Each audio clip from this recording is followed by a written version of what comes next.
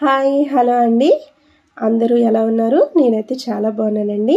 Welcome to Sri audio stories అండి. ఈరోజు మన కథ ఇద్దరు మోసగాళ్ళు. ఇక కథలోకి వెళ్ళిపోదాము. కోటిపల్లిలో కోటిలింగం, జోగినాథం అనే ఇద్దరు స్నేహితులు ఉండేవారు. వాళ్ళిద్దరూ కోటిపల్లి ప్రజలను మోసగించి తమ పబ్బం గడుపుకుంటూ ఉండేవారు. ఓ రోజు కోటిలింగం, ఈరోజు కొబ్బరికాయల కామయ్యను ఒక చూపు చూద్దాం పద అని అన్నాడు జోగినాథంతో. అనుకున్నదే తడవుగా వాళ్ళిద్దరూ కొబ్బరికాయల కామయ్యను ఎలా మోసం చేయాలో ఒక పథకం వేసుకున్నారు. కోటిలింగం ముందుగా కామయ్య ఇంటికి వెళ్ళాడు. ఏమండి కామయ్య గారు, మీ దగ్గర కొబ్బరికాయలు కొనడానికి వచ్చాను.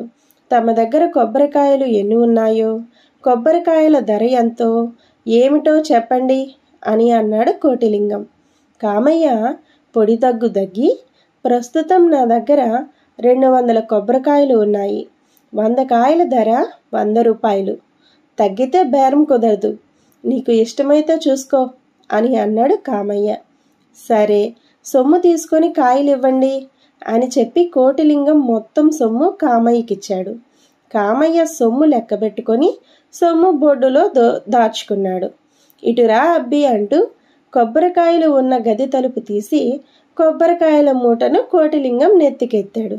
ఇంకేముంది, పథకం బ్రహ్మాండంగా విజయవంతమవుతుంది అని అనుకుంటూ కోటిలింగం ఆ మూట నెత్తికెత్తుకొని వీధి మలుపు తిరిగాడు. సరిగ్గా అదే సమయంలో జోగినాథం కామయ్య ఇంటికి వచ్చాడు. అయ్యా కామయ్య గారు, నాకు ఇప్పుడు అత్యవసరంగా 200 కొబ్బరికాయలు కావాలి. 100 కొబ్బరికాయలు 150 రూపాయలైనా పర్వాలేదు అని అన్నాడు. కొబ్బరికాయలు ఇప్పుడే అమ్మేశానే అన్న సంగతి గుర్తొచ్చిన కామయ్య మనసులో అరెరే అనుకున్నాడు. వెనువెంటనే అతనికి ఒక ఆలోచన వచ్చింది. అలాంటి ఆలోచనలు కామయ్య బుర్రలో ఎన్నో పుట్టుకొస్తూ ఉంటాయి అని ఆ ఇద్దరు మోసగాళ్లకు ముందే తెలుసు. కామయ్య జోగినాథంతో, ఒక్క 10 నిమిషాలు నువ్వు ఇక్కడే కూర్చో అబ్బాయి, ఇప్పుడే వస్తాను అని చెప్పి పెరటి గుమ్మం వైపు గబగబా అడుగులు వేశాడు. అప్పటికే కోటిలింగం పెద్ద వీధి దాటుతూ పెరటి వీధి మలుపు తిరుగుతూ ఉండగా కామయ్య కోటిలింగాన్ని పిలిచాడు.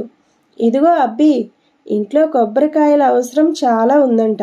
నేను ఆ సంగతి మర్చిపోయి నీకు బేరం ఇచ్చాను. ఆ కొబ్బరికాయలు ఇచ్చి నీ సొమ్ము వాపస్ తీసుకుపో అని అన్నాడు. ఏమండోయ్ కామయ్య గారు, నేను కొబ్బరికాయల వ్యాపారినే.